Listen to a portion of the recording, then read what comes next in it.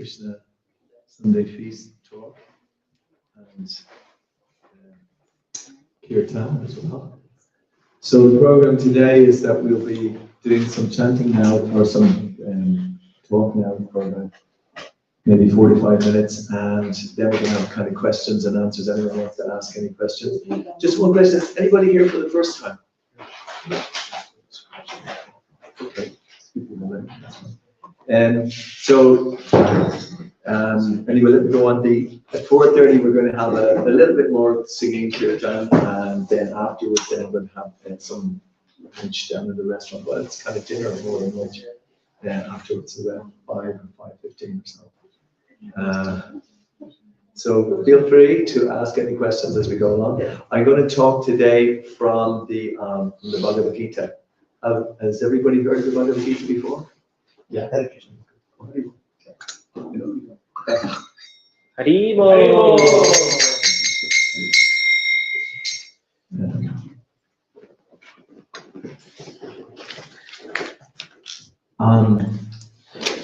The title of the talk today was determination, basically. Determination in Krishna consciousness. What is determination? Where does it come from? Why do we need it? Do we need it? What happens when we're not determined? Several different, related kind of aspects of what this determination is. I suppose that it's an important point, because Bhagavad Gita is it was spoken on a battlefield, which is quite a, it's quite a scary situation. I would have to say I've never been on a battlefield.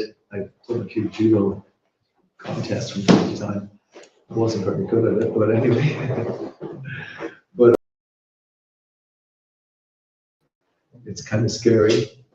So, and of course, the kind of battles that are going on today are generally done on things like this as well. So, but this was a kind of a different type of battle. It was kind of more physical, although it did use different types of weapons as well, I have to say.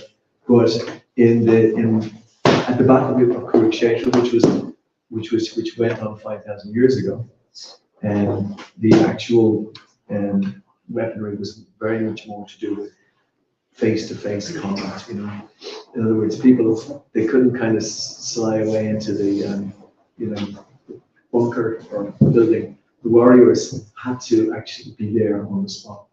But another point about it is that actually it wasn't indiscriminate war or anything like it. Like it's what goes on in the name of war today, in a sense. It was only done by the warrior class. It wasn't. The disputes went on between a very small section who were the rulers. The rest of the people who were maybe the religious people, or the merchants, or the bankers, or the workers, all those people, they just weren't involved in it. They just let them get on with it, because these people were very kind of like, some of the builds on them was phenomenal. They were actually, at this time, when people were up to 7 and 8 feet tall. I was in an incredible museum in Italy, in Florence, which is very famous for its art. And we have a temple there which was previously owned by, or inhabited by, Machiavelli, who's a famous writer in Italy from the 15th century. But in that we have an incredible gallery, an art gallery, full of some of the scenes from this battle.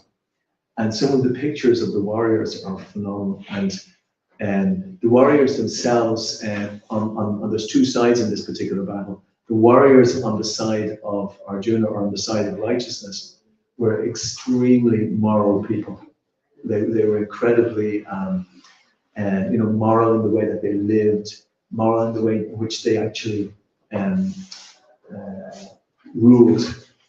But at this particular time, what happened was that there was an influx of irreligious, immoral people who basically wanted to rule based on their own senses of what they wanted for themselves, of what they could get for themselves. And it was just a particularly, bad time. And although the righteous warriors tried so much not to have the actual battle, which is quite interesting. They tried not to have this battle, but the other people were just hell-bent on, they wanted to rule so much land. And so then it ultimately came down to that they had to combat. And so this is on the combat field. And the person who's talking, who's the head warrior, you could say his name is Arjuna. And when he sees the people who are lined up before him in the battlefield, you could see even some of them who were his relatives, who took on the opposite side. He actually didn't want to fight, he just didn't want to have to go through the whole situation. But at this specific time, there was an intervention, and the intervention came from a very specific person who was very important.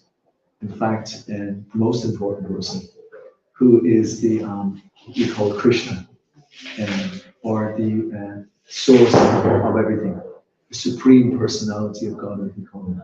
Krishna means the all-attractive personality. He's the person who's behind everything. The person who set up this whole, system, the whole material world with all its multitudes of planets. I hope I don't get too broad here, but we're on this one very tiny planet, and there are absolutely, from all understanding, there's, especially in the Vedic understanding, there's descriptions of the other planetary systems, what goes on there, what actually is the rule of law there, what is their duration of life, which is much greater than this life that we have here. And there's descriptions of it in all the Vedic scripture, which was written down 5,000 years ago. But according to the Vedic scriptures itself, it's been in existence since time immemorial, which according to Bhagavad Gita, this book that we're reading from, it was 120 million years ago. So anyone who thinks that, it only happened about 2,500 years ago, or maybe best 5,000 years ago, this is completely changed here by the Vedic scriptures. Anyway, that was just by way of introduction. I just want to say some prayers before I start. I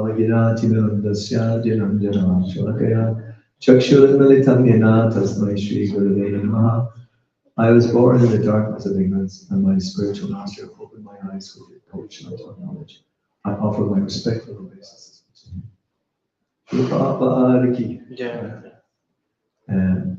So I'm going to say some Sanskrit, just to confuse everybody who's been here for the first time. But it's a verse, and I'll read the English as well, so it'll be easy. Bogeshvarya prashaktanam taya panita chetasam yavasayatmaka buddhi samadho navadiyate. And the translation of this, and we can concentrate because I know it's, there's lots of different, it's hard to get in all of these concepts, coming all at once. But this is a particularly relevant one, and I'll explain a little bit why later. So this is what it says. In the minds of those who are too attached to sense enjoyment and material opulence, and who are bewildered by such things, the resolute determination for devotional service to the Supreme Lord does not take place. So what's implied by that is that what we want to take place is that we get resolute determination for devotional service to the Supreme Lord. Now, first of all, I'd probably better explain the Vedic, main Vedic concept, and that is that there are three different levels of understanding of our existence.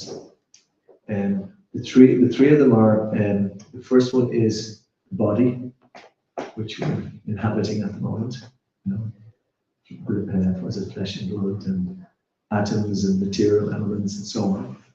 That's Bhagavad Gita explains that in earth, water, fire, air, ether, they're kind of the gross elements. But then more subtle, the next element is the mind, which is made up of mind, intelligence, and the ego. They are not, clearly material subjects. Now, in fact, they actually are, but they're not visible. You can't see someone else's mind, for instance, or you can't see someone else's intelligence. You may find out a person is intelligent by how they act. Then you can see, oh, that person did that, so that makes sense. So there's obviously something that's working in there, which isn't just gross or So that's the second concept. There's the body, the mind, and then the most subtle aspect, which is the soul. And according to the Vedic understanding, the soul is who we are. That's who we are. And in the material world, the soul, it inhabits the body, and it is it uses the mind, you could say. But we're not the body, or we're not the mind. And that is it. Sometimes that might take many lifetimes to understand. I was going to say, many years to understand, but that's another kind of concept, which is the concept of reincarnation. That the soul goes to different body, it inhabits different body. The soul never changes, but the bodies change. So we can see there's evidence of the body changing, isn't it? I mean, I'm in a body now, which is it's on its way out. But in fact, I was also only a baby at one point, and another point I was a young teenager. Then I became a young adult, and that's when I really messed up. But anyway, and then I got a little bit older, and then I started taking some more responsibility. But eventually, at some point in the future, this body won't be there anymore. So what happened? Who was that was going on during all these different changes?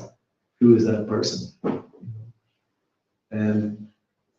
Now, a lot of people make the next step. It's a little confused step. And in fact, they identify with the mind. Now, a typical construct of the mind is that I'm Irish, I'm English, I'm a man, I'm a woman, I'm a Catholic, I'm a Protestant, there's these types of identifications that go on. And it's kind of like with the mind and with the body, but the identification of who I am is based on those things, on the body and on the mind. That's who I'm identifying with.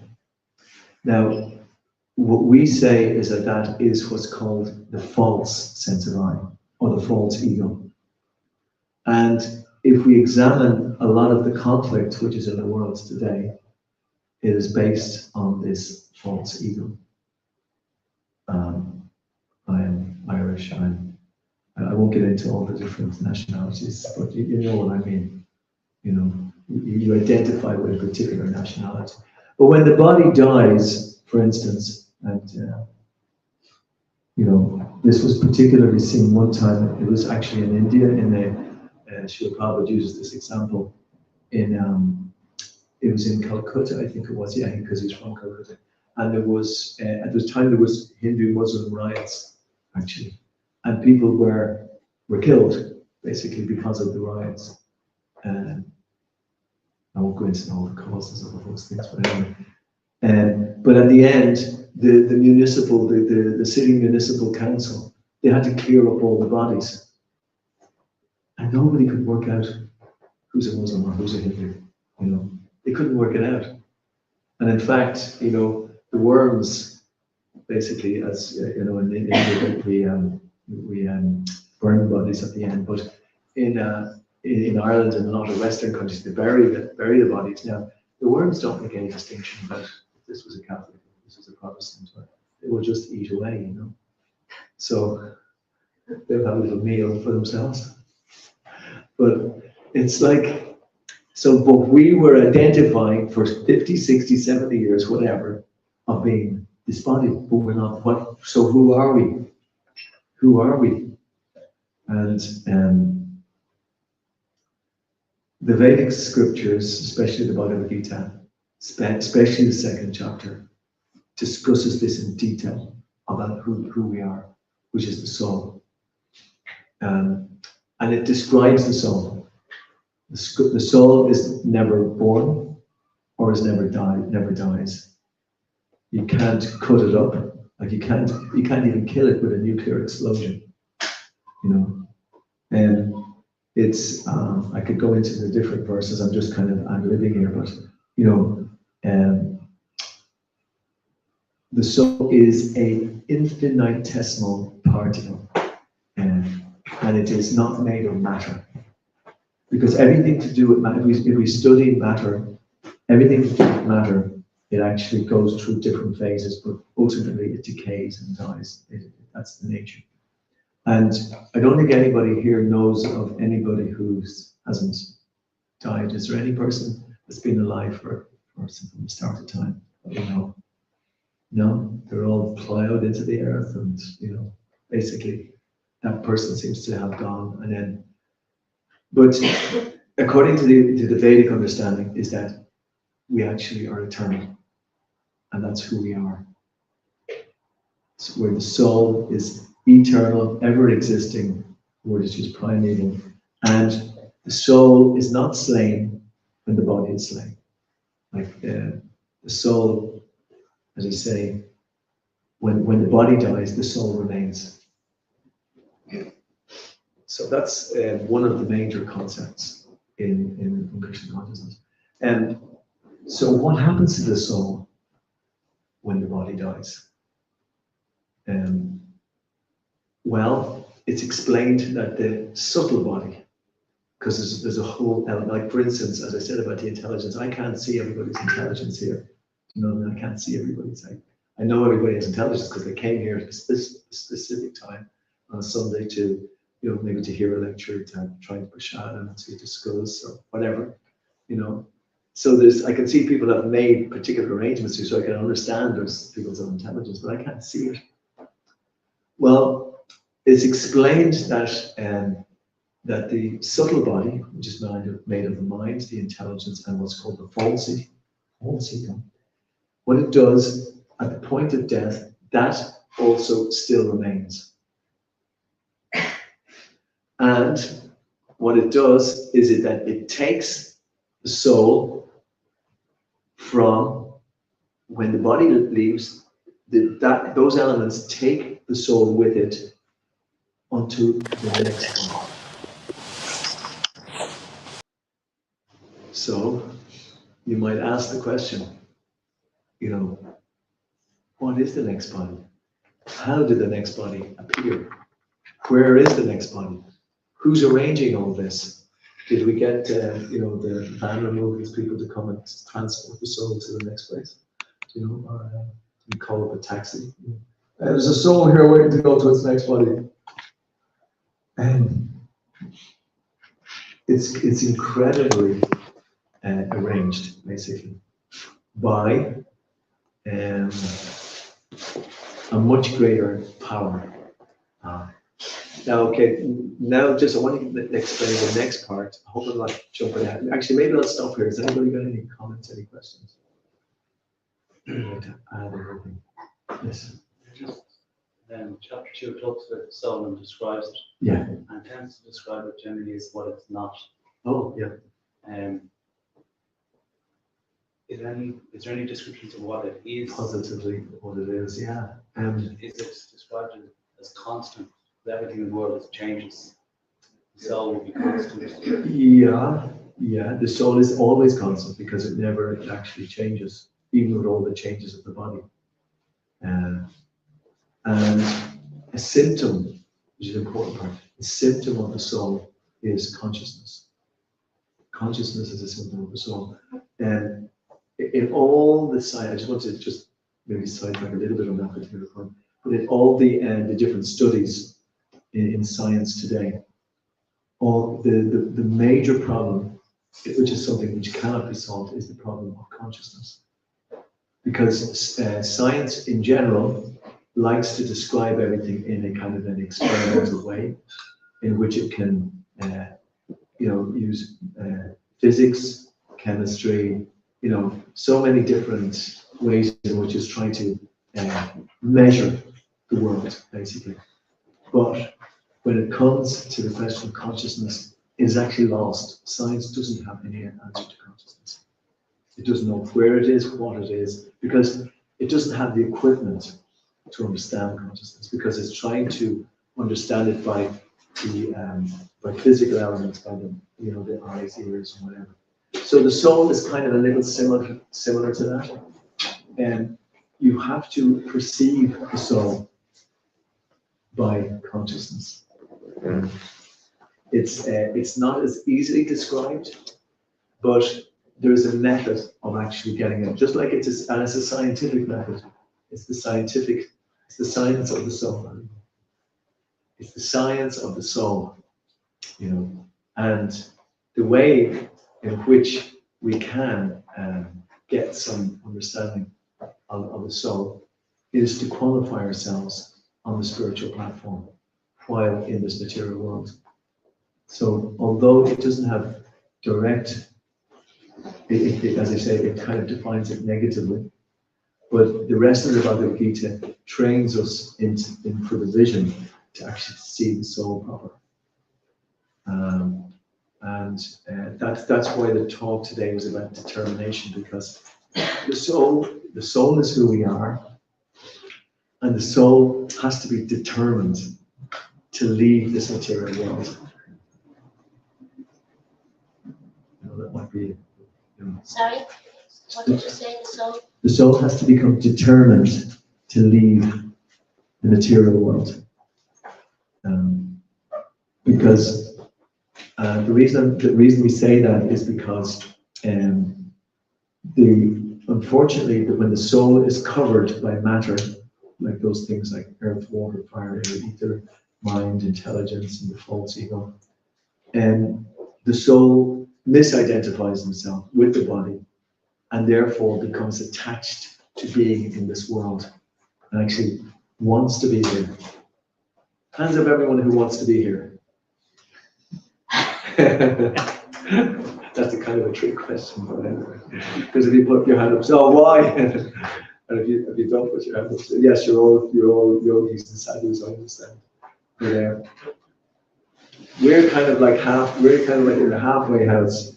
We're kind of in between. We kind of want to stay here because there's certain things here which we think we want, and we're even very determined to have.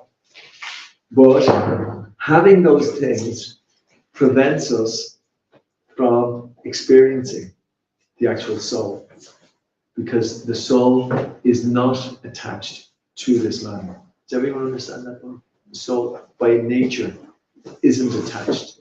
But when the soul is covered by matter, it thinks it wants to be here because it identifies with what's called a false sense of I.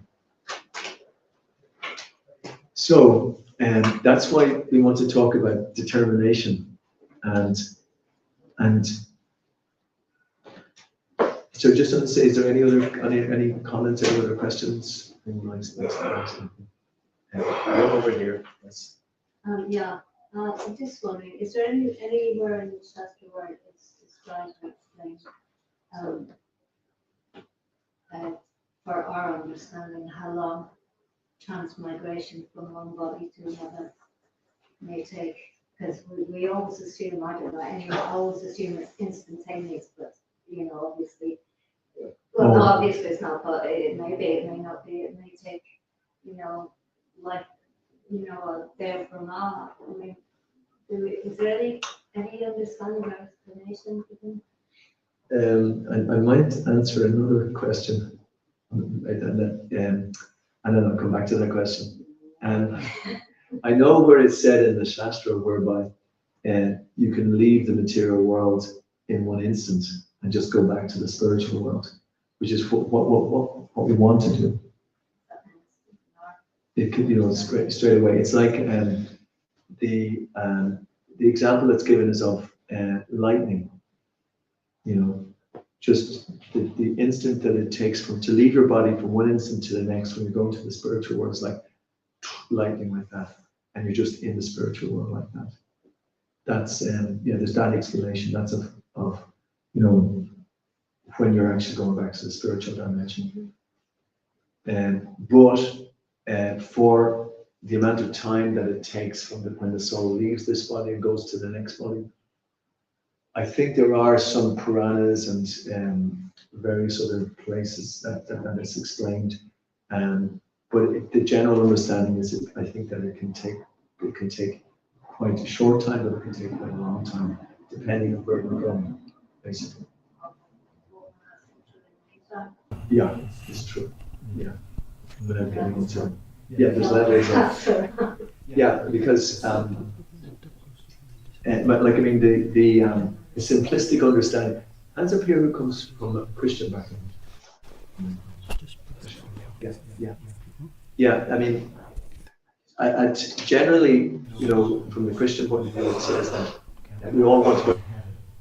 And there's this famous song, everybody wants to go to heaven, but nobody wants to die. But the Vedic understanding from the Bhagavad Gita and the other scriptures is that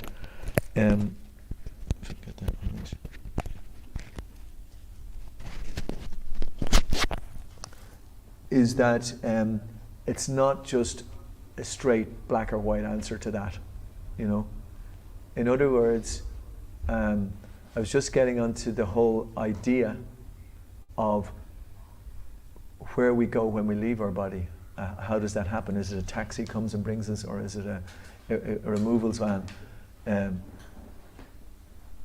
This is an important point, actually, is that the subtle body, even in this lifetime, we are subtly creating our next body. Is that clear? Or is that too heavy a concept or difficult? In other words, even as we're living now, we are subtly creating our next situation. And this is called the law of karma. The law of karma says that whatever you do, you also have a reaction to it. In other words, I'm just going to move this here. So that's kind of like the law of karma. I've moved the harmonium a little bit. I've exerted energy and something has happened. But this is going on all of the time. As we're even through our thoughts are subtly creating our next scenario. And that's why you'll find a lot of motivational speakers and so on. They try to get us to think in a certain way so that we get a certain result. They're trying to train us to think in a certain way. But spiritual development is similar in that we try to act in such a way so that we don't create a future lifetime, a future scenario. And that we create what's called our spiritual body. We go back to our actual spiritual body and not subtly create a material body. Now, they're quite, sometimes it might take maybe years to actually understand a lot of these things. But I just wanted to introduce the idea initially. So, anyway, just to answer your question, I think there are some certain scriptures which describe that. If anyone here knows them in particular, they can say them. In reality, it's not that important, but we want to basically stop that whole cycle. But the idea is that as we are living now, we're subtly creating our next situation, basically. So we need to know how to act now so that the next situation will be positive, and very positive in that sense. The determination, sorry, is that okay? Okay.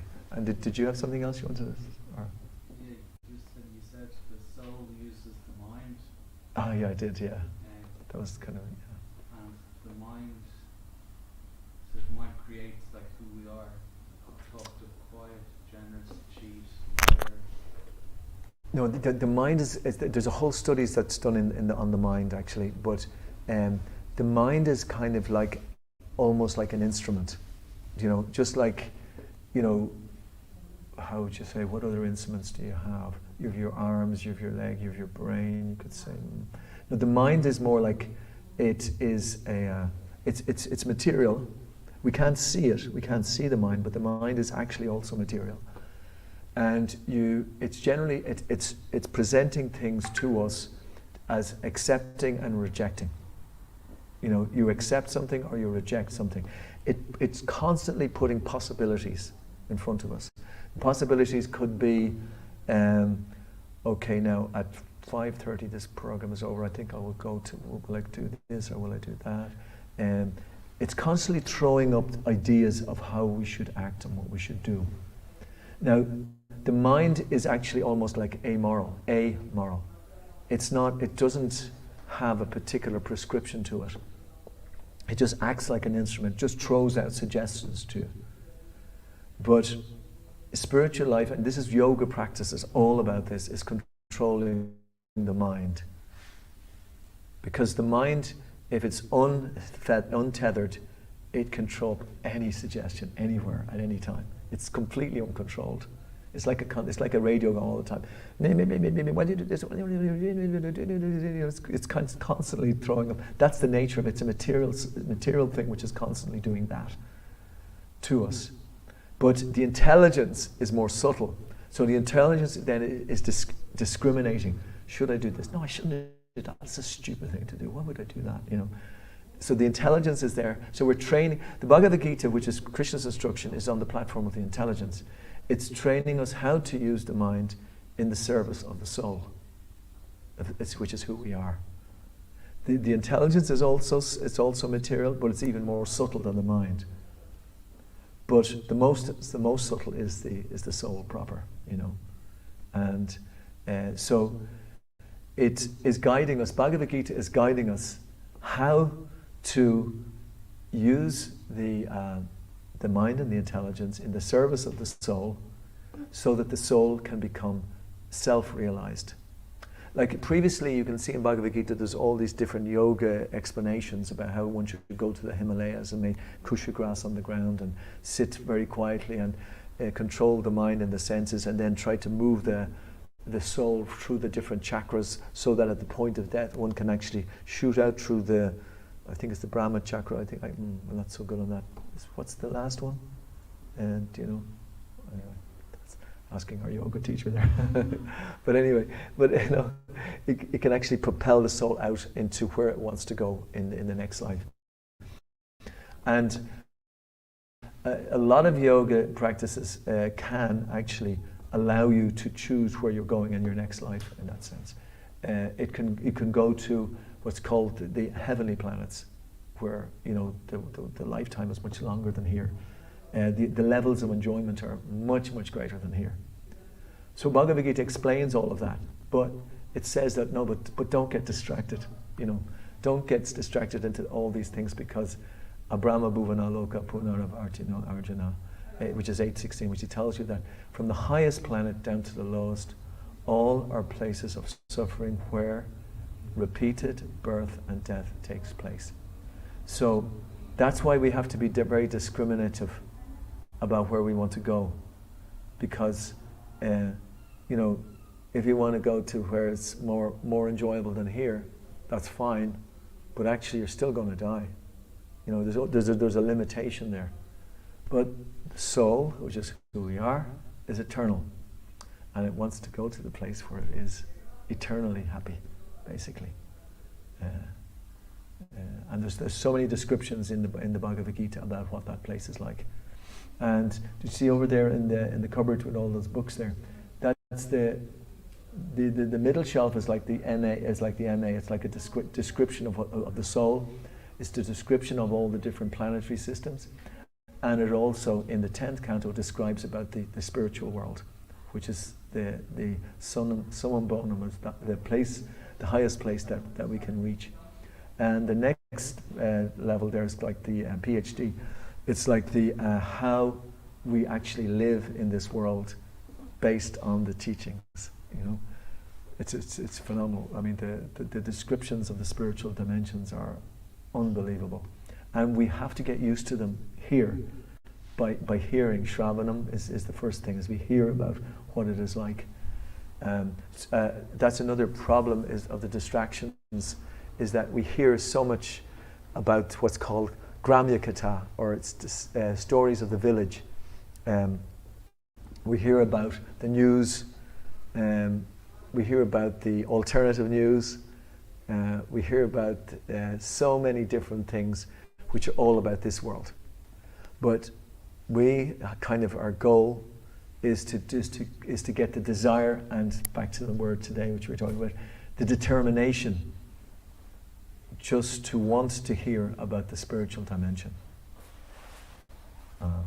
Because we're still very attracted to the material world, you know.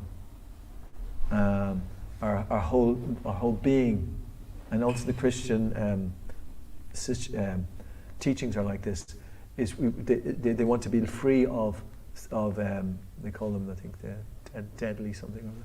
It's lust, anger, greed, illusion, madness, envy, and these are all the things which are polluting the soul's perception of itself, and it's preventing the soul from seeing itself, and it is polluting the whole world with all these greedy, lust, anger, greedy ideas, whereby people exploit or try to exploit other living beings for their own enjoyment. You know, it's the disease is there in it's in the heart, and spiritual life is meant to cure that disease, which prevents the soul from seeing itself in its proper light, and thereby learning how to act properly in this world. We are, you could say, full of contradictions. You know, we want to have a nice world in which we live, but yet we slaughter animals. You know, we want to have a nice, peaceful situation in life, but we pollute the earth. We destroy the planet. We want these things, but we don't seem to know how to get them. And in fact, every solution that we find seems to make the thing worse. You know, I mean, they're busy trying to, not, put the plastic in the plastic bin and the cardboard in the cardboard bin, and,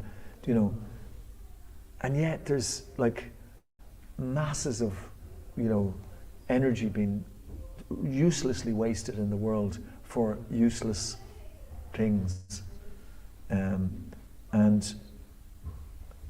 all the solutions that are there. I'm not saying that we shouldn't try to have solutions. We should definitely try. It's definitely better than not. But it's destined to pretty much fail because of this lack of knowledge of who we are, who the soul is, and even more important, what we're doing here. Why are we here? What is the soul doing here? How do we get here? So Bhagavad Gita is explaining all of those things so that we can, it's called the science of self-realization. And so back to the topic again today of determination. We have to get the knowledge to know that we want to leave here. And we have to get the knowledge to know where we want to go. This knowledge is in existence. It's been there since time immemorial. The whole system of the world has been set up in that way to have this knowledge there how to leave. Now it's set up because of us being a little bit naughty, of wanting to enjoy materially rather than spiritually, which is who we are. It was set up in that way. But that's another huge subject, and it would take another 10 classes to really deal with that. But the soul proper is true knowledge, can learn how to live here and make this world a better place for everybody. And that's our actual aim in this Krishna consciousness movement, is to actually try to improve the situation of this world.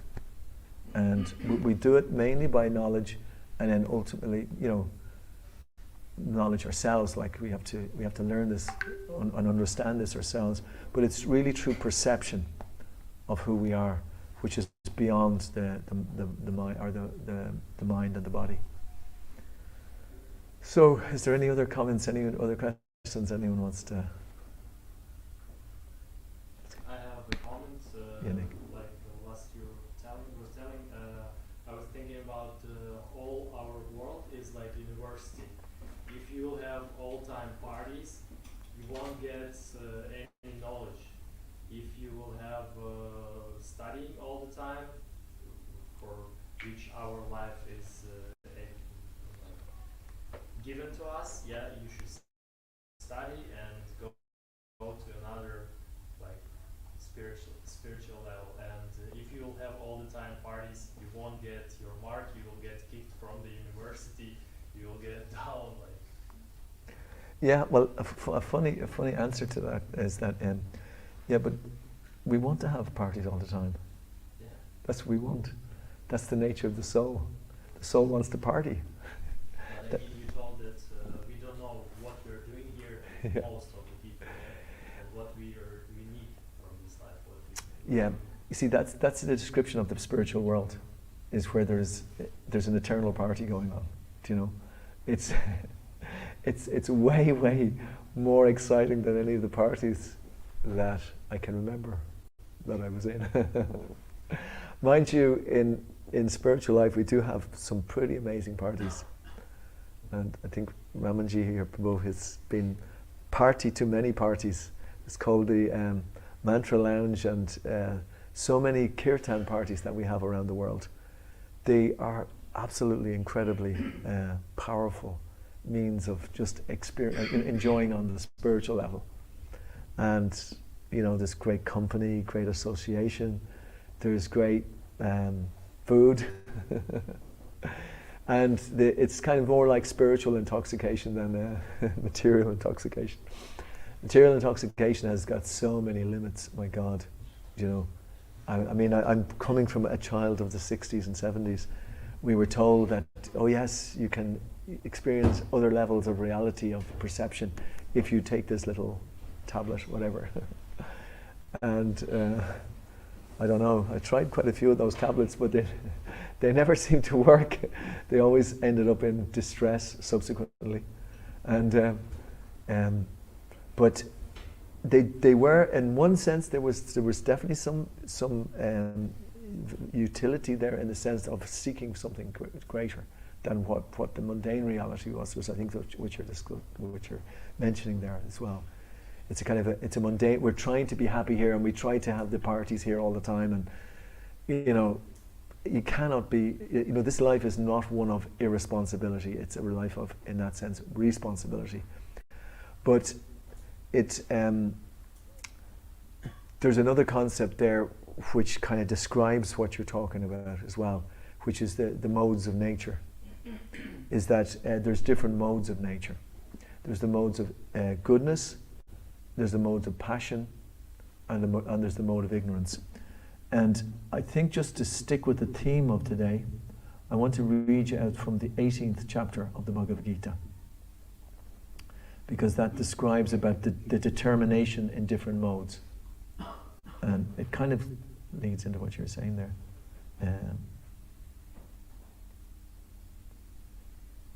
Because you can be determined in the mode of ignorance and then just party all the time. And what's that going to help? So, O son of Pritha, this is Krishna speaking, that determination which is unbreakable, which is sustained with steadfastness by yoga practice,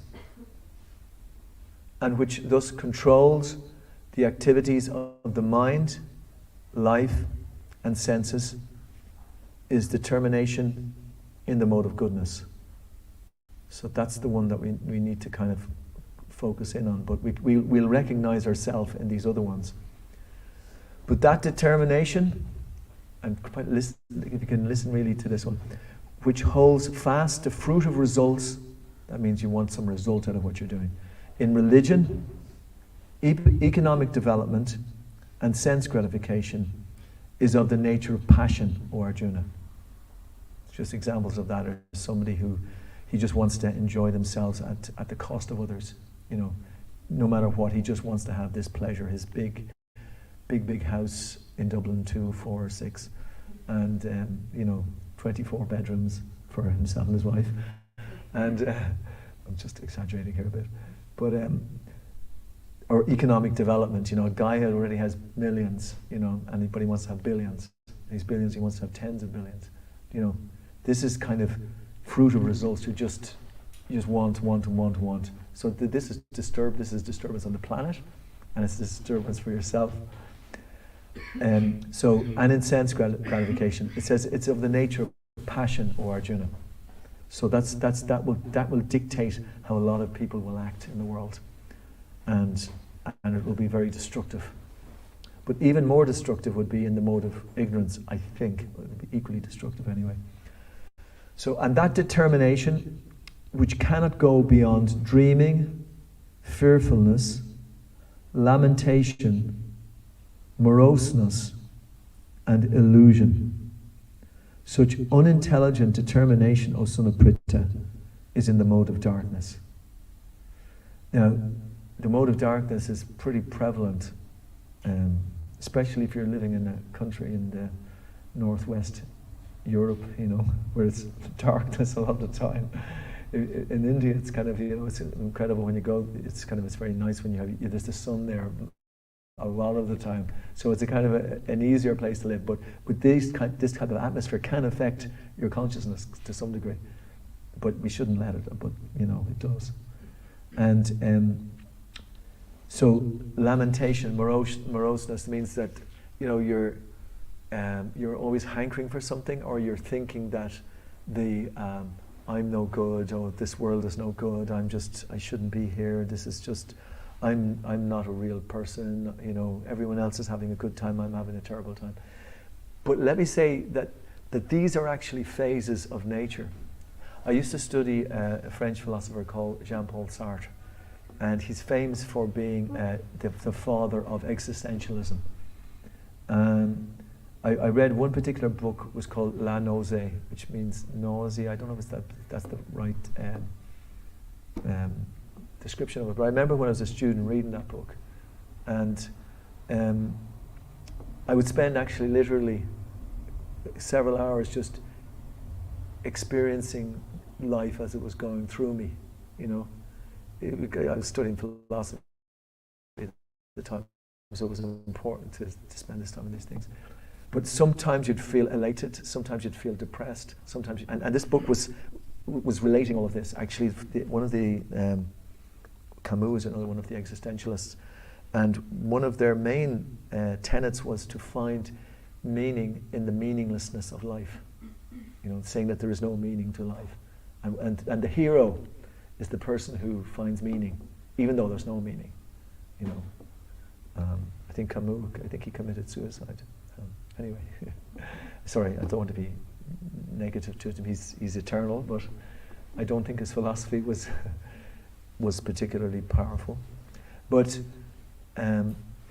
so we experience in our lives these different modes of nature because they're constantly acting in this world. Sometimes we're feeling, depressed. If you can feel depressed, it's okay. It's okay to feel depressed, but we don't identify with it. We try to remain equipoised even when this mode of ignorance is here. The mode of passion, sometimes, yes, I'm going to do this, I'm going to get up out of bed now and I'm just going to run down the road and I'm going to make £1 million because I've always wanted to, or whatever equivalent that is of everybody. That's the mode of passion suddenly comes, and we're affected by the modes of passion. These are things that are affecting us all the time, and this is why yoga is very important. The yoga of, we have bhakti yoga, which is the most powerful. You know, the means of being able to be equibalanced and equipoised amidst all these things. But even in the mode of goodness is there as well, and the mode of goodness means that, you know, okay, yes, I'm happy. I can see everything clearly now, you know, and I always want to be like this until the next mode comes along, shakes us off our perch. But there is natural elements of that as well. Like in the morning time, the mode of goodness is more prevalent, you know, and that's a great time to study and to meditate. The mode of goodness is really more prevalent at that time. Then around 7, 8, 9 o'clock, the traffic starts and people start running around the place. They're trying to make money and they're trying to do this and they're trying to get this done. So this permeates the atmosphere. So these are kind of natural things that are going on during the day. And then of course, thankfully in the evening time, you know, we kind of try to sleep and recharge our batteries. But sometimes people start getting going in the evening time in the mode of ignorance. And it's not really the best time to get going because you're going to get going with things which are, you know, not really sattvic or beneficial. They're more likely not to be. I'm not saying it's impossible. You can. Sometimes people can even come through the early morning hours and come out into the mode of goodness. That's quite possible. But in general, anyway. So the morning is a good time to meditate. The day is a good time to perform our activities. And then the evening time is a good time to take rest and restore and replenish. Because when we live a sattvic life, you know, a life which is regulated, then our body, it's incredible how the body can restore, you know, can actually naturally restore all the pains and aches, and you might even go to bed with a sore throat. But if you have proper rest, then the next morning your body will have restored itself. It's an incredible energy that we're living in, you know, in the material energy. So the goal of in spiritual life is not to get rid of the material energy and say, oh, no, it doesn't exist. But it is to use the material energy in the best possible way so that it will actually feed the spiritual energy. The spiritual energy will find it a much more harmonious scenario in which to live. And that's why we have the temples and, you know, we try to have different places to meditate so that, and we have association, we discuss these things so that we can actually, you know, reorient ourselves and start to work towards spiritual activity and spiritual progress. Yeah, thank you. And any other comments or questions, or all the usual questions are have asked already? Anyone else? Anyone here for the first time? Any questions that you think comes to mind? Any question? Well, okay. I'm still wondering about the determination, the word. I mean, are you just saying like that we need to be disillusioned with this life so that we want a spiritual life? Yeah, that's true knowledge. Yes, yeah. Okay. Yeah, and also to have knowledge of the material world, of how the material world does kind of bind us, basically, you know, and therefore, if you have knowledge that the material world, how it is binding, I mean, you don't have to have too much. I mean, you can see the body disintegrates, like in that sense. So that's, you know, it's the guru is there, you know, all the time telling us, but we remain aloof in that sense. We remain aloof, and that's specifically so through happiness and distress, fame or infamy, or honor or dishonor. Do you know? Because the material world is a world of duality. You know, sometimes we're, how would you call it? Sometimes we're the flavor of the day. you know, how do you walk? Sometimes like people think, oh yeah, he's a really nice person, yeah, no, he's done really well, I think he's a great guy. But, you know, as night follows day, you know, within a couple of months it could be the opposite. Yeah, that guy, you know what he did to me, he's like this and he did that and he did that. You know, that's the nature of the world, you know.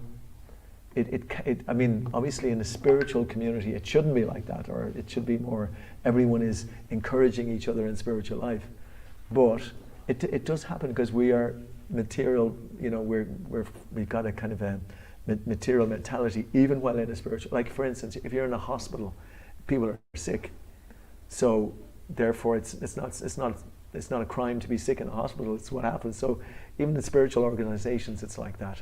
You know, we're trying to improve ourselves, but we're still kind of addicted to the material world, shall we say?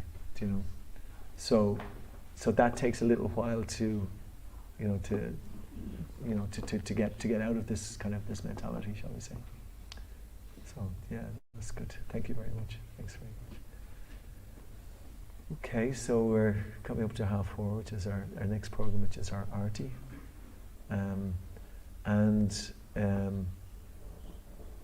Who? Sorry. Yeah. The next, there will be Kirtan and Aarti by Ramaji. Yeah. Yeah. That's great. Will the Damodarastakam be after that? After Aarti. Okay, great. Okay, that's fantastic. So, thank you very much. Hare Krishna. That's it for today.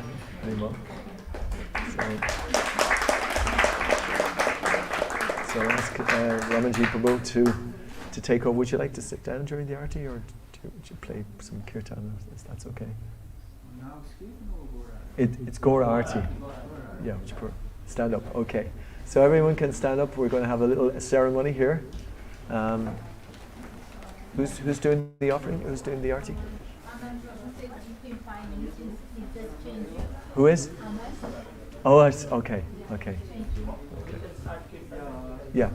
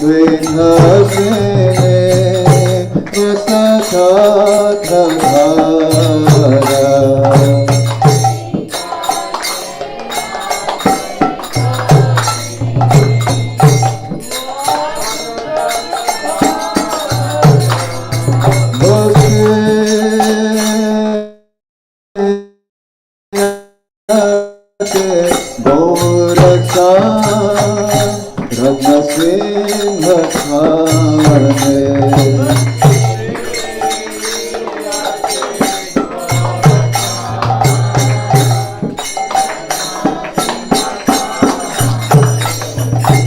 Aarti Govinda Adideva Khane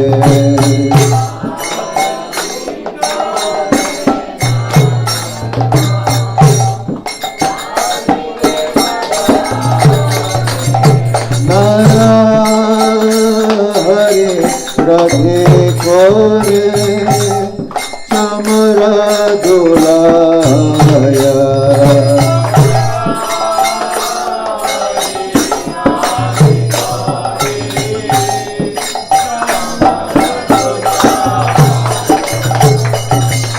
Angaya Mukundha Vaso Goswati Gaya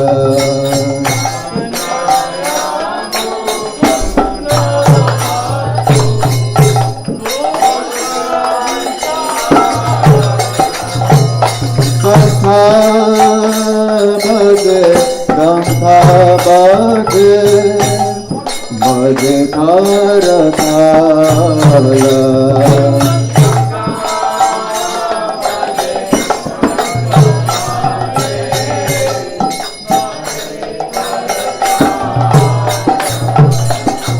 Madhura Mridanga Bhage Paramarasala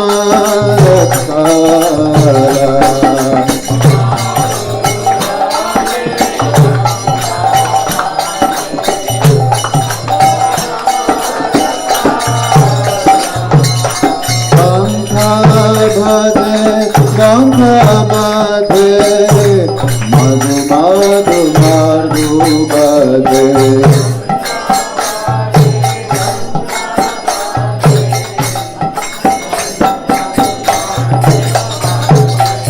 Ganga Bhade Madhu Madhu Madhu Bhade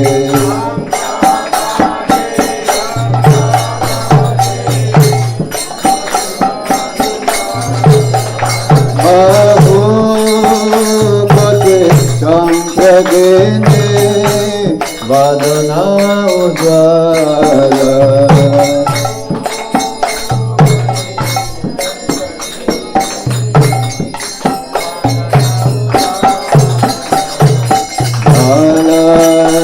Shivana Mala Kore Jala Mala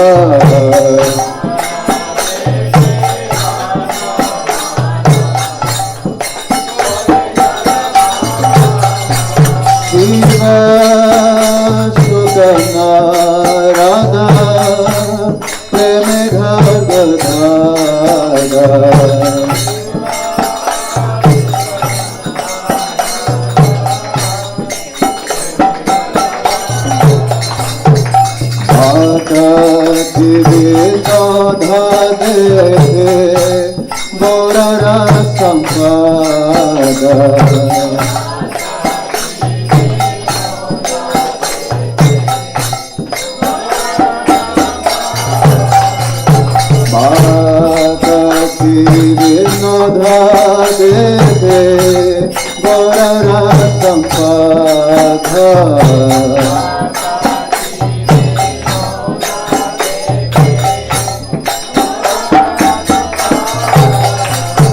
Hare Krishna, Hare Krishna, Krishna Krishna, Hare Hare, Hare Rama, Hare Rama, Rama Rama, Hare Hare, Hare Krishna, Hare Krishna, Hare Hare, Hare Rama.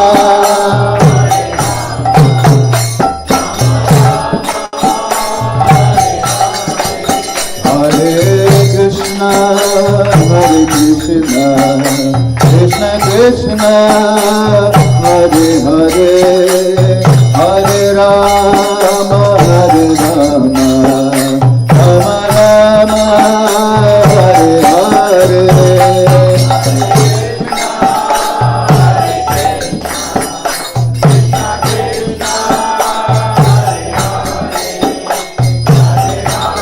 Hare Rama, Rama Rama, Hare Hare, Hare Krishna, Hare Krishna, Krishna Krishna, Hare Hare, Hare Rama, Hare Rama, Rama Rama, Hare Hare.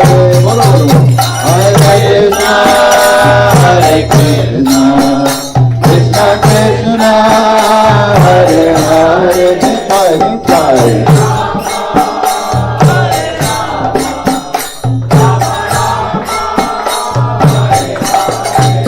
Hare Krishna, Hare Krishna, Krishna Krishna, Hare Hare, Hare Rama, Hare Rama, Rama Rama, Hare Hare. Hare Krishna, Hare Krishna, Krishna Krishna, Hare Hare.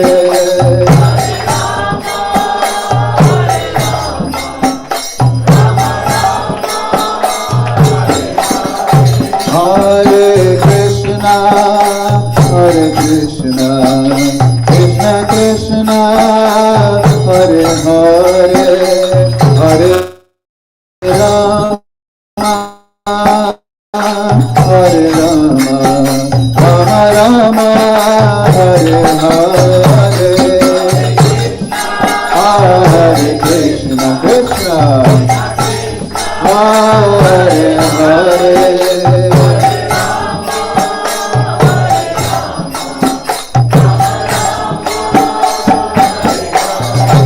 Hare Krishna, Hare Krishna, Krishna Krishna, Hare Hare, Hare Rama, Hare Rama, Rama Rama, Hare Hare. Hare Krishna, Hare Krishna, Krishna Krishna, Hare Hare.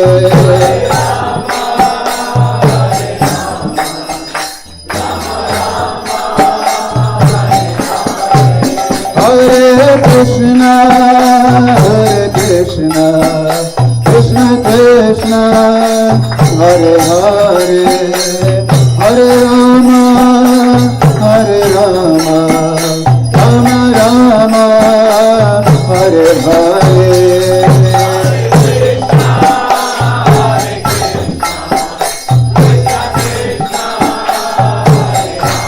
Hare Hare, Hare Rama, Hare Rama, Rama Rama, Hare Hare.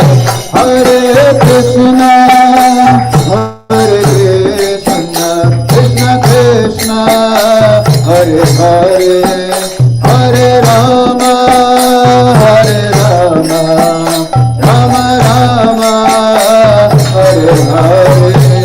Hare Krishna, Hare Krishna, Krishna Krishna, Hare Hare.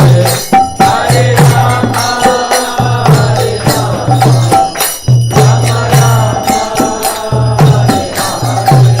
Hare Krishna, Hare Krishna, Krishna Krishna, Hare Hare. Hare Rama, Hare Rama, Rama Rama, Hare Hare. Hare Krishna,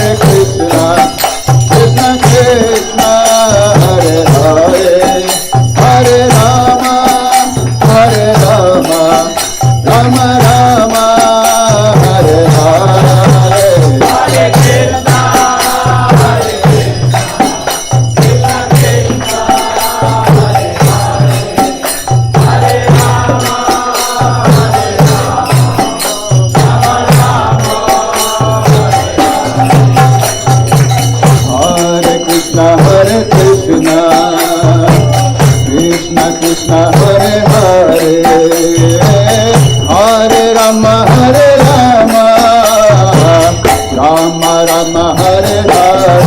Bolo bolo. Hare Krishna Hare Krishna, Krishna Krishna Hare Hare,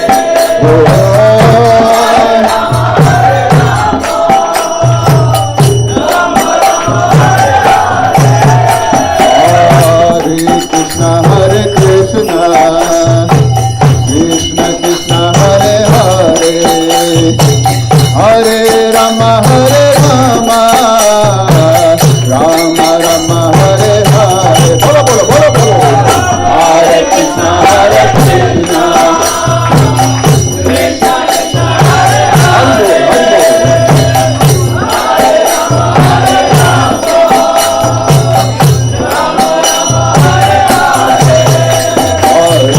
Hare Krishna Hare Krishna, Krishna Krishna Hare Hare, Hare Rama Hare Rama, Rama Rama Hare Hare. Hey! Hare Krishna Hare Krishna, Krishna Krishna Hare Hare, Hare Rama Hare Rama,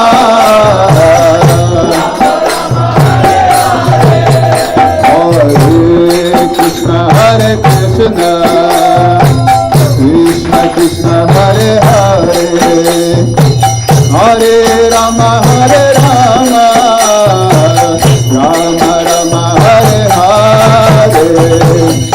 Hare Krishna Hare Krishna, Krishna Krishna Hare Hare,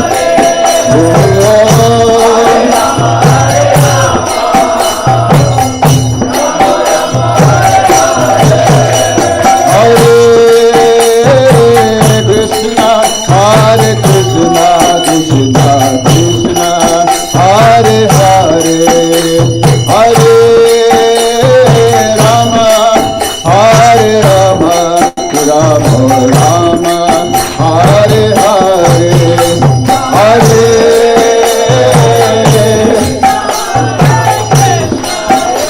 Krishna Krishna Hare Rama, Hare Rama,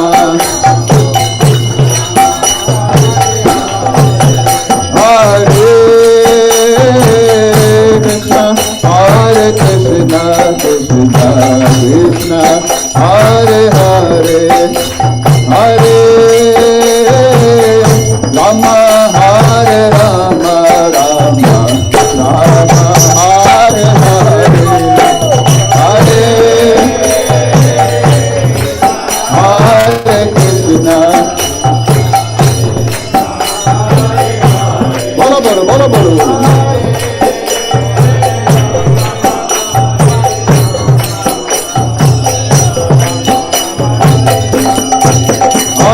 Hare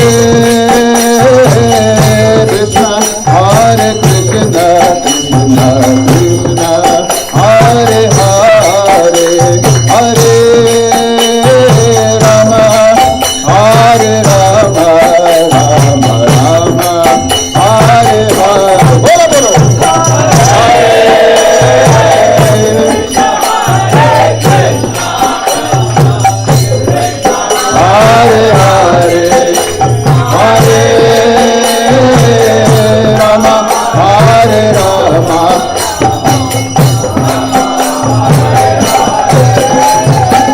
Hare Krishna, Hare Krishna, Krishna Krishna Hare Hare,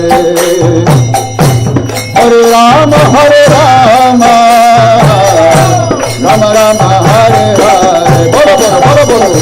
Hare Krishna, Hare Krishna, Krishna Krishna, Krishna Krishna Hare Hare, Hare Rama, Hare Rama, Rama Rama Hare Hare, Hare Krishna, Hare Krishna, Krishna Krishna Hare Hare, Hare Rama, Hare Rama, Rama Rama Hare Hare. Bolo, bolo, bolo, bolo. Krishna Krishna Hare Hare. Hare Rama Hare Rama. Rama Rama Hare Hare. Hare Krishna Hare Krishna. Krishna Krishna Hare Hare. Hare Rama Hare Rama. Rama Rama Hare Hare. Hare Krishna Hare Krishna. Hey, hey, hey. Krishna Krishna Hare Hare. Hare Rama Hare Rama. Rama Rama Hare Hare. Hare Krishna Hare Krishna. Krishna Krishna Hare Hare. Hare Rama Hare Rama. Rama Rama Hare Hare. Bolo, bolo, bolo, bolo. Hare Krishna Hare Krishna. Krishna Krishna Hare Hare. Hare Rama Hare Rama. Rama Rama Hare Hare. Hare Krishna Hare Krishna. Krishna Krishna Hare Hare. Hare Rama Hare Rama. Rama Rama Hare Hare. Hare Krishna Hare Krishna. Krishna Krishna Hare Hare. Hare Rama Hare Rama. Rama Rama Hare Hare. Hare Krishna Hare Krishna. Krishna Krishna Hare Hare. Hare Rama Hare Rama. Rama Rama Hare Hare. Bolo, bolo, bolo, bolo. Hare Krishna Hare Krishna. Krishna Krishna Hare Hare. Hare Rama Hare Rama. Rama Rama Hare Hare. Nitai Gauranga Jai, Nitai Gauranga. Nitai Gauranga Jaya, Nitai Gauranga Jaya, Nitai Gauranga. Nitai Gauranga Jai, Nitai Gauranga. Nitai Nitai, Nitai Gauranga. Nitai Nitai, Nitai Gauranga. Nitai Gauranga Jai, Gaura Hare.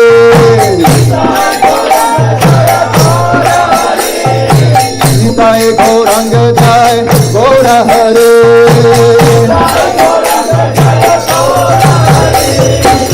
Gaura Gaura Gaura Hare.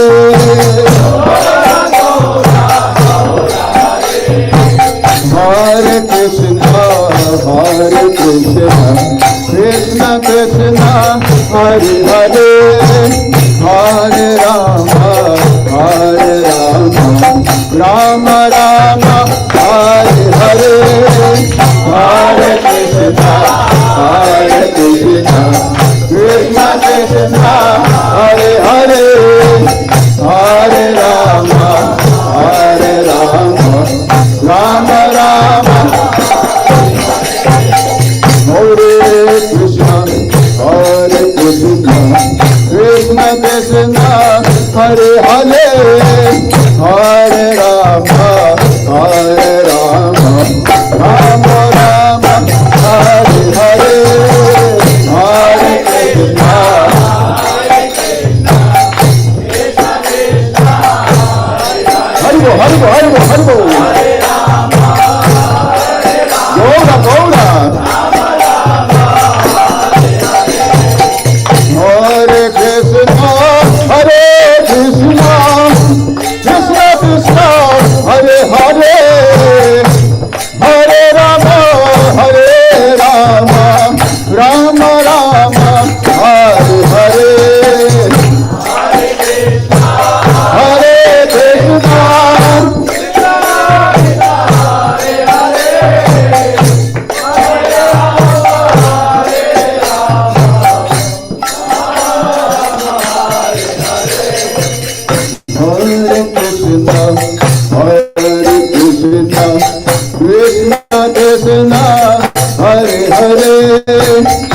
Hare Rama, Hare Rama, Rama Rama, Hare Hare, Hare Krishna, Krishna Krishna, Hare Hare, Hare Rama,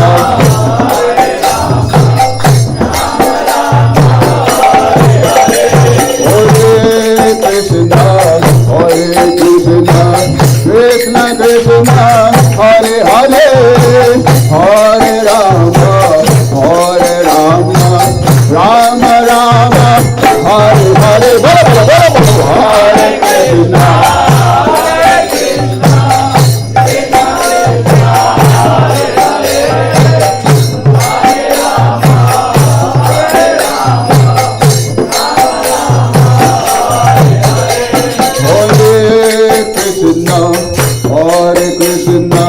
Krishna Krishna, Hare Hare, Hare Rama, Hare Rama, Rama Rama, Hare Hare, Hare Krishna, Hare Krishna. Bolo bolo.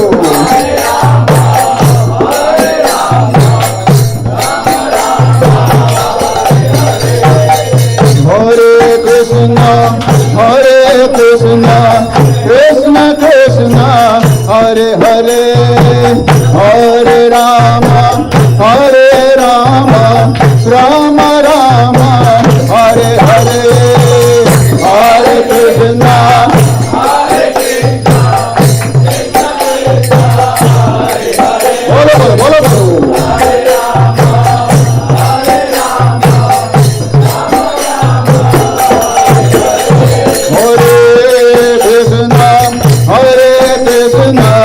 Krishna Krishna, Hare Hare, Hare Rama, Hare Rama, Rama Rama, Hare Hare, Hare Krishna, Hare Krishna,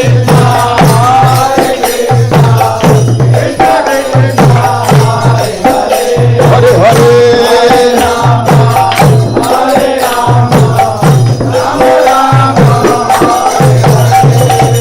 Hare Krishna, Hare Krishna, Krishna Krishna, Hare Hare, Hare Rama, Hare Rama, Rama Rama, Hare Hare. Bolo bolo.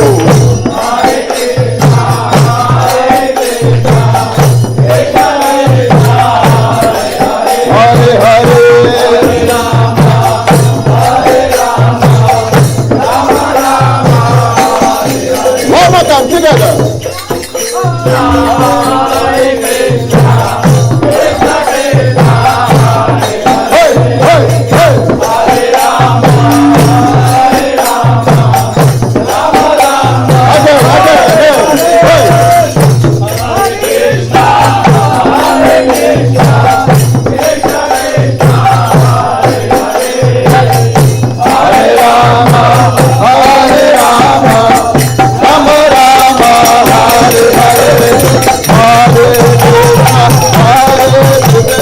Krishna Krishna, Hare Hare, Hare Rama, Hare Rama, Rama Rama, Hare Hare, Hare Krishna, Hare Krishna, Krishna Krishna, Hare Hare, Hare Rama, Hare Rama, Rama Rama, Hare Hare, Hare Krishna, Hare Krishna, Krishna Krishna, Hare Hare, Hare Rama, Hare Rama, Rama Rama, Hare Hare, Hare Krishna, Hare Krishna, Krishna Krishna, Hare Hare, Hare Rama, Hare Rama, Rama Rama, Hare Hare, Hare Krishna, Hare Krishna, Krishna Krishna, Hare Hare, Hare Rama, Hare Rama, Rama Rama, Hare Hare, Hare Krishna, Hare Krishna, Krishna Krishna, Hare Hare, Hare Rama, Hare Rama, Rama Rama, Hare Hare, Hare Krishna, Hare Krishna, Krishna Krishna, Hare Hare,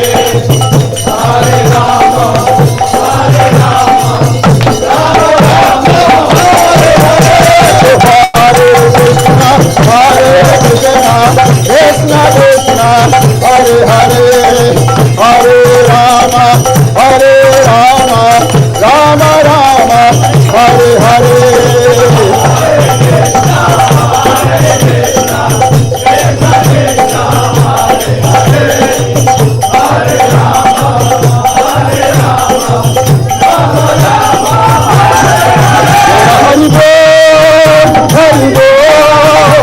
Hari Bol, Gora Hari Bol.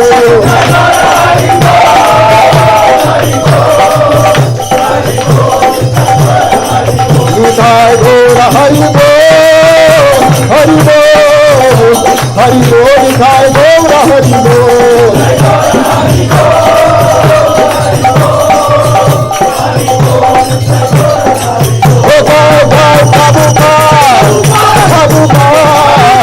Prabhupada, Jai Jai Prabhupada.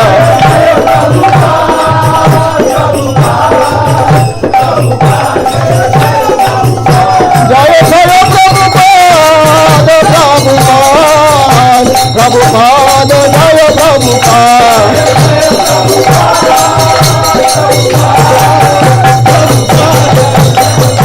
Jai Jai Prabhupada, Prabhupada, Prabhupada, Jai Prabhupada.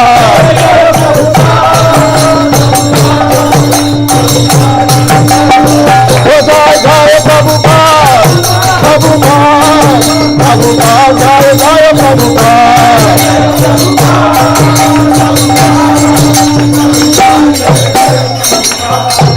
Srila Prabhupada ki.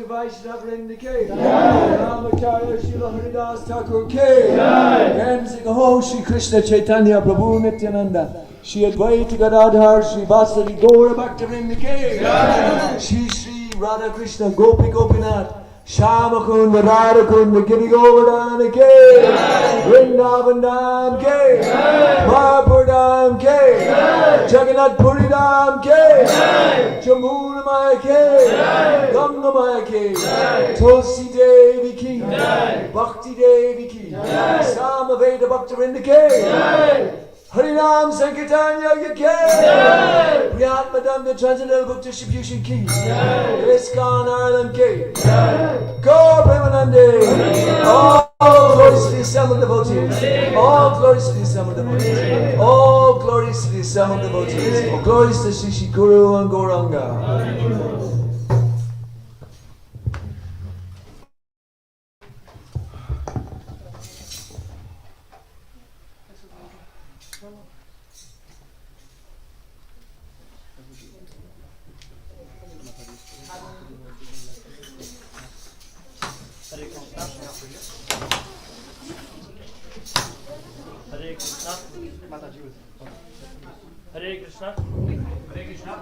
So, on behalf of ISKCON Dublin, we would like to welcome you all for weekly Sunday Love Feast program. Hari Bol! Hari Bol! So, we would like to thank you all, and especially we want to mention our today's speaker, our temple's president, His Grace Manu Prabhuji, and His Grace Ramanaji Prabhuji for his wonderful Kirtan.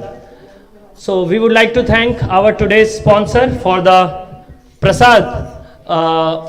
Leena Mataji sponsored today's Prasad on behalf of her son, whose birthday was yesterday. So I request everybody to chant Hare Krishna Maha Mantra to give blessings to son of Mataji.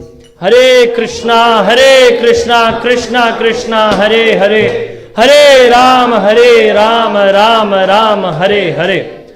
Also, now we will move towards the next part of the program, which is the special program for this holy month of Kartik. We will move towards Damodarastakam and Deepdan. But before that, we will be having Narsimha prayers. So after that, we will be having Prasad in the Govinda's restaurant. If anyone would like to donate towards flower arrangements or Prasad or any other kind of service for this holy month of Kartik, they can contact us. Also, we have few slots open for December Sunday program for Prasad sponsorship. If anyone would like to sponsor, they can contact us before they get booked. Hare Krishna. Who is singing Nursing Aarti? Huh? Okay. आपका गाय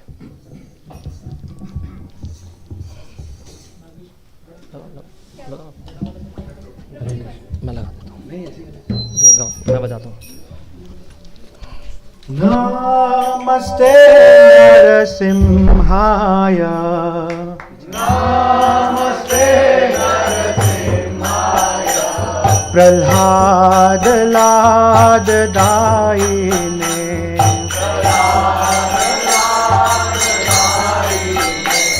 Hiranyakashipurvakshah,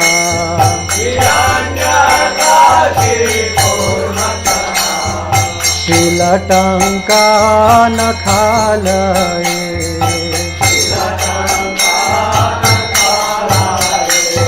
ito Narsimha parato Narsimha, ito Narsimha parato Narsimha, ito Narsimha parato Narsimha, ito Narsimha parato Narsimha, yato yato yami tato Narsimha, yato yato yami tato Narsimha, bahir Narsimha hridaye Narsimha, bahir Narsimha hridaye Narsimha, bahir Narsimha hridaye Narsimha, bahir Narsimha hridaye Narsimha, Narasimhamadin sharanam prapade, Narasimhamadin sharanam prapade, tava kara कमलवरे नखाम अद्भुत श्रृंगाम दलिता हिरण्यकश्यपु तनुभृंगाम केशवधृता नरहरि रूपा जय जगदीश हरे, जय जगदीश हरे, जय जगदीश हरे।